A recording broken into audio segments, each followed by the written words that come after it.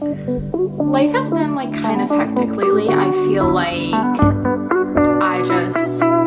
welcome back to the channel. If you've never watched me before, my name is Brittany. I thought today that I would just do a get ready with me / life update that nobody asked for. So I'm just doing my makeup, and even though it's already 12 o'clock, but that's okay. A really late start to the day, kind of. I just could not get out of bed.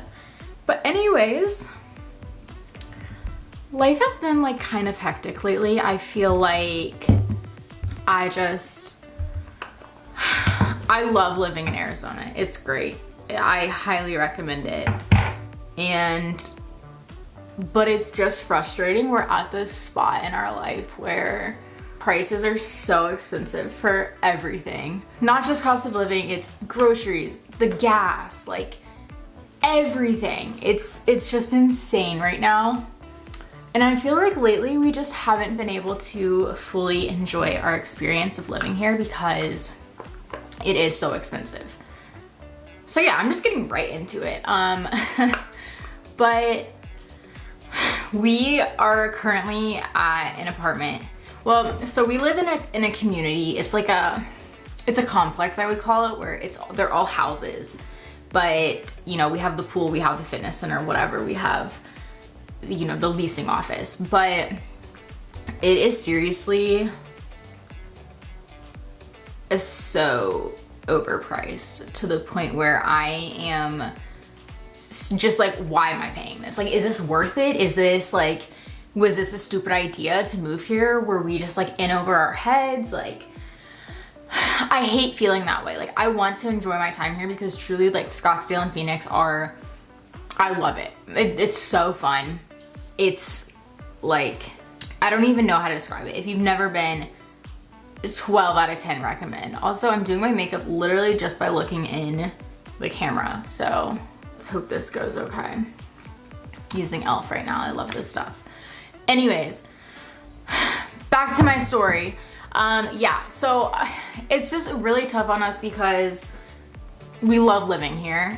And obviously, for me personally, it's crossed my mind to be like, okay, should we move somewhere else? Like, I've been like, maybe Texas, you know, the cost of living is not as bad. Still high, but at least like the properties aren't as bad. But apparently, you know, Eric the other day was like, well, their houses are pretty cheap, but their like property taxes are like extremely high, like one of the highest in the country apparently. I don't know, that could be completely wrong, so don't quote me on that. But it's so frustrating just being like, you know, we're paying for this 2-bedroom house essentially that we don't own, and our money is just pretty much going down the drain, we feel like. And I feel like at some point, you know, apartments are great. It's great. It's a great short-term option when you are not ready to buy a house. But it's definitely not always ideal because if you didn't know, I am 28 years old and I'm at this point where I want to buy a house. I don't want a family personally, but I want to, you know, start something. I want a house. I just want that feeling of decorating and feeling like this is mine. Like, I own this. I'm out of breath from talking so fast. Let me just take a second.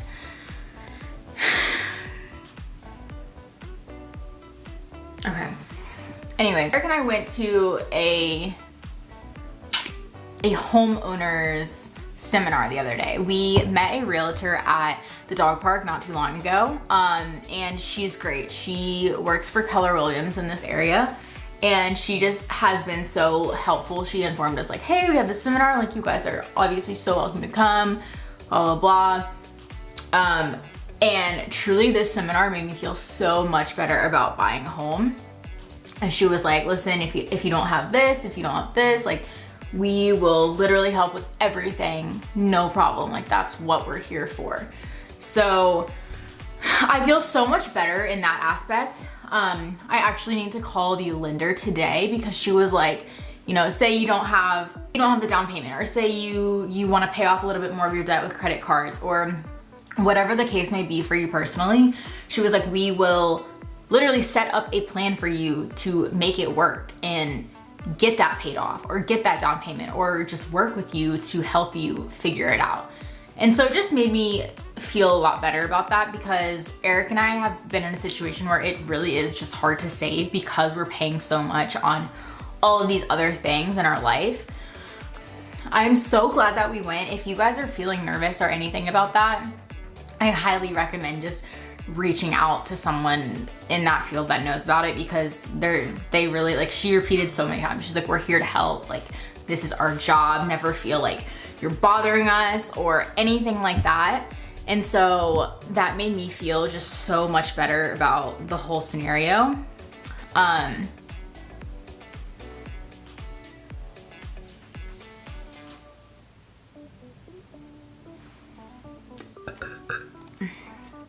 I feel like it's obviously a seller's market right now.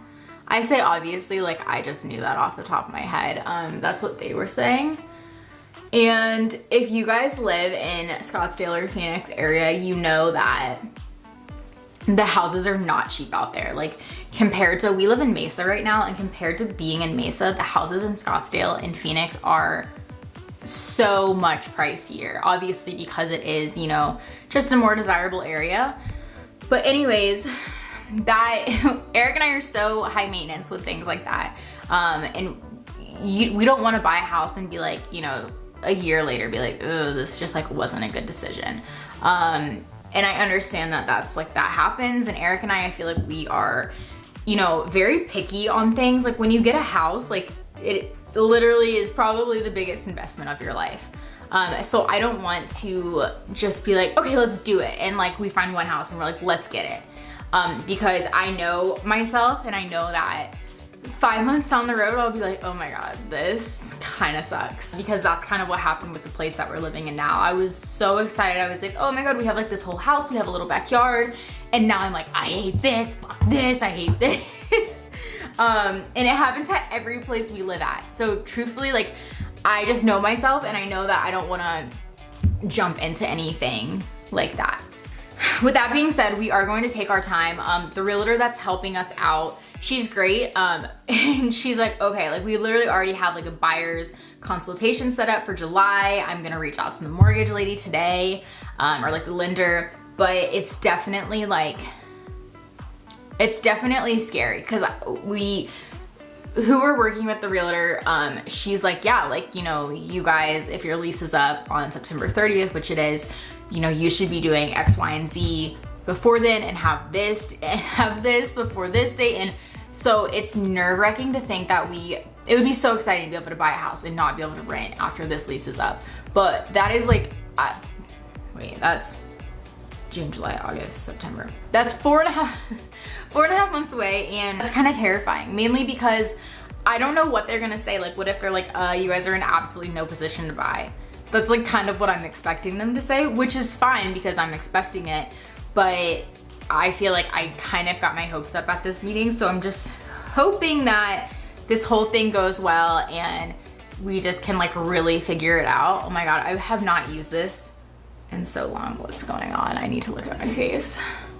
I'm excited, but I have like such high standards for myself, and I just like, I want like the best of the best, and that is like where, you know, which isn't a bad thing. This is your house, like this is somewhere that you're gonna be living for so long. It's kind of like, Eric and I have talked about, obviously we would love to be able to have rental properties, and that's another thing that we're just like, we're kind of like, okay, should we get a space, like kind of fix it up, rinse it out, repeat? So we are going to make like a list of just pros and cons of areas and condos versus house versus apartment versus whatever it may be, just so we can get a better understanding, so we're not just jumping into something. Because there are some great condos that are right in Scottsdale, like right in such a desirable location, that we have actually like stayed in right near there.